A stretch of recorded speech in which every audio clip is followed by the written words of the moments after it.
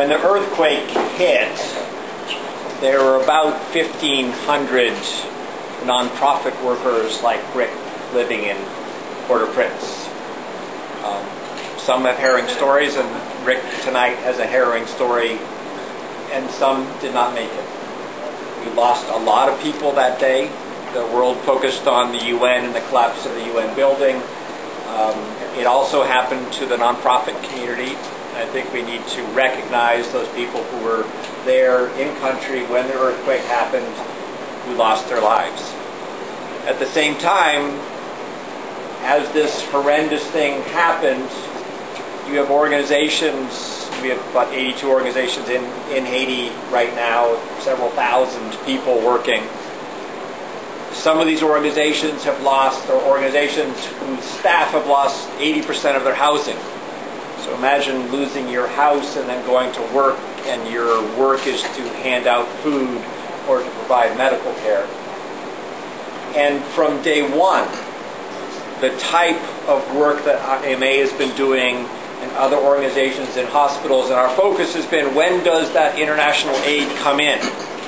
But from day one, there were doctors working in clinics, individuals pulling their colleagues and friends out from rubble, operations happening, lives were being saved from day one, largely because of individual outfits like IMA and others around the world. And it's interesting to sit here as Americans from afar and look at large-scale tragedy and go, well, what difference can I make?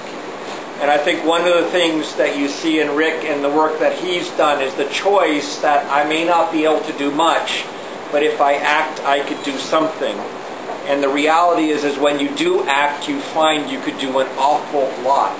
And the nice thing about a place like Haiti, and how could I possibly say a nice thing about a place like Haiti in this crisis, is that you will find people who will meet you halfway, Haitians who are trying to rebuild their country. So as you give, and give generously tonight to IMA, remember the work they're doing. It is not just charity, but it is meeting people halfway and rebuilding their country. And the nicest thing about doing that is it not only helps them, it helps you. It enhances our own dignity as Americans as we reach around the world as the most affluent people. It doesn't mean don't help your fellow American. It does mean that we're all part of a broader world. And I think Rick's example as an individual living that set of values, it doesn't mean that we're perfect in the humanitarian relief organizations and so forth. It does mean that there are groups of organizations trying to organize themselves, trying to make a difference. Today, there are thousands of people. It is a confusing but relatively managed effort that's happening there. And my biggest fear is that a year from now we forget.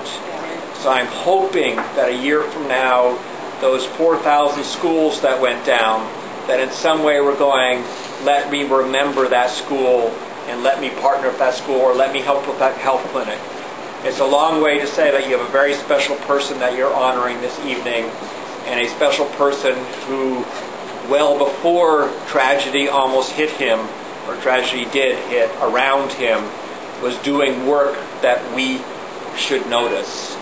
And I think the best thing he could ask is notice through him and others to join this commitment that I know he's made, that many in this room have made, that we should as Americans have some relationship to the world's poor.